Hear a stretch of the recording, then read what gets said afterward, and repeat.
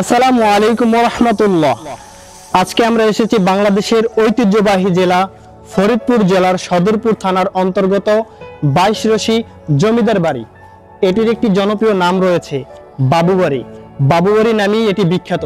তাহলে চলুন আর কথা না বাড়িয়ে জমিদার বাড়ি অর্থাৎ বাবুবাড়ির ভিতরের অংশ দেখে আসি।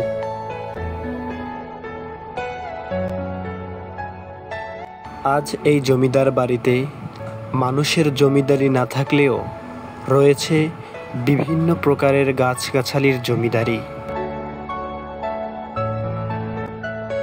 এটি প্রায় 200 থেকে 300 বছরের আগের পুরাতন জমিদার বাড়ি। এটি 200 থেকে 300 বছরের পুরাতন বাড়ি হলেও এর নিপুণ কাজ দেখে বোঝা যায় প্রাচীনকালের মানুষের হাতের কাজ কতই না সুন্দর ছিল।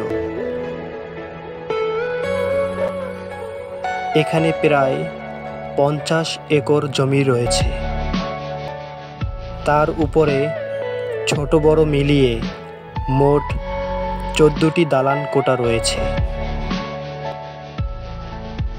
অনেক বড় বড় পুকুর রয়েছে এবং শান বাঁধানো ঘাট রয়েছে। এই জমিদার বাড়িতে পা রাখলেই মনে করিয়ে দেয় আগের জমিদাররা কতই না শৌখিন ছিল। প্রাচীনকালের মানুষেরা আসলেই অনেক শৌখিন ছিল, তা বোঝা যায় এই বাড়ির নিদর্শন দেখলে। প্রায় 1800 শতকের দিকে এই 22 রশি জমিদার বাড়ির গোড়াপত্তন শুরু হয়।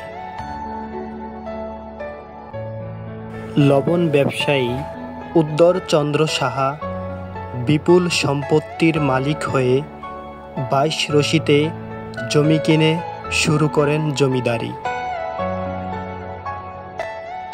1824 সালে লর্ড ক্লাইভের সময় জমিদার উদ্দর চন্দ্র সাহা বরিশালের কালিয়াতে জমি কিনে জমিদারি শুরু করেন। জমিদারি আমলে ভারতীয় উপমহাদেশের ভিতরে এই জমিদার বংশধররা বিশাল জমিদার হিসেবে খ্যাতি অর্জন করে।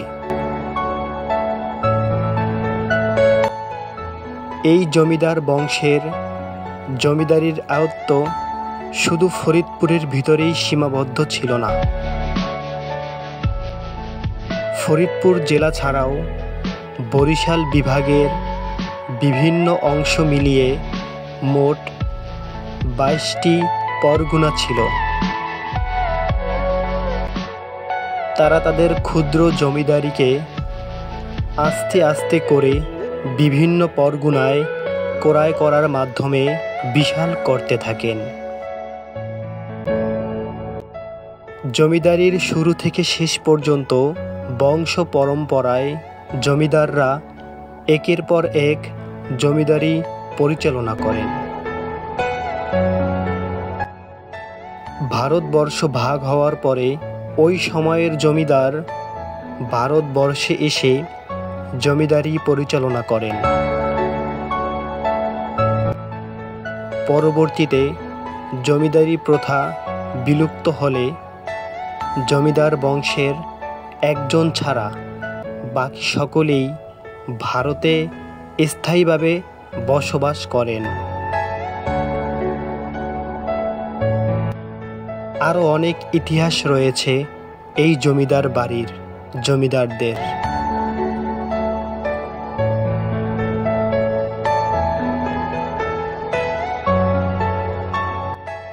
এ যেন বিভিন্ন গাছের শিকড় পেঁচিয়ে ধরে আছে জমিদার বাড়িকে। বাড়ির চারপাশ যেন বিভিন্ন গাছগাছালিতে সবুজে ঘেরা। এটিই হচ্ছে ফরিদপুর জেলার সদরপুর থানার 22 রশি জমিদার বাড়ি অর্থাৎ বাবুবাড়ি।